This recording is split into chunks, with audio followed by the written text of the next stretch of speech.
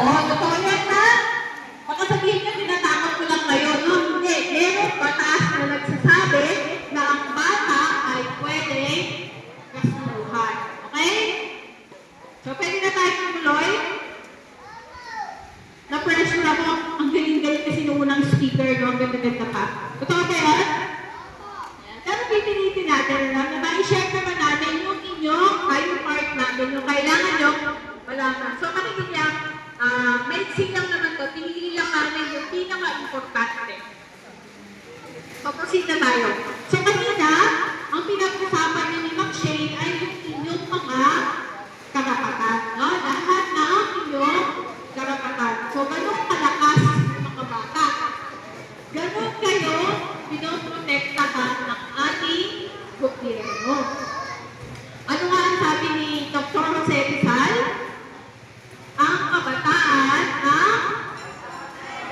ang pag-asa ng bayan. Kung kaya yung mga bata, pinipilit natin sila na pupugin ng maayos, protektahan ang kanilang mga karapatan. No?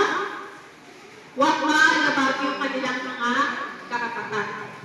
Pero, hindi porket ganun tayo pinoprotektahan o pinapahalagahan ng gobyerno, ay pwede na natin gawin lahat ng gusto natin gawin, no? Meron pa rin mga batas na sa atin natin ay pwede magparusa kapag ang isang bata ay nakagawa ng pag nakagawa ng krimen, pag nakagawa ng paglabag sa batas. Nakunin ba yun?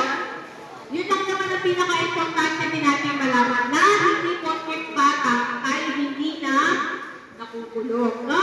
So, itanin natin yung sa ating isipan. Kasi yung iba, ang sinasabi nila, bata ako, hindi ako makukulong, hindi ako makakasuhan.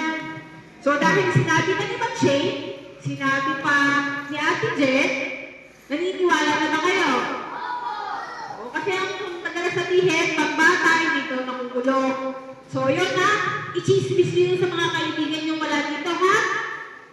Di ba sabi ni Ma'am Shane, pwede na mag-marites? O, yun ang i-chismis nyo pag-uwi, ha? Ikwento nyo sa inyong mga kalaro, mga kaibigan, mga kapitbahay na wala dito. Na ang bata pala ay pwede makasuhan.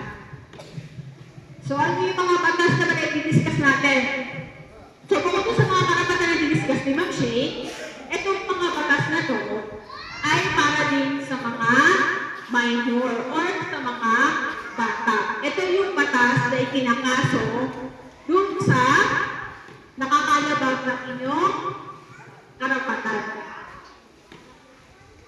And ito yung batas na nagbibigay ng procedure kung paano i-handle yung mga, kung paano tumawag ng mga kaso o yung mga bata na nakakalabag ng batas.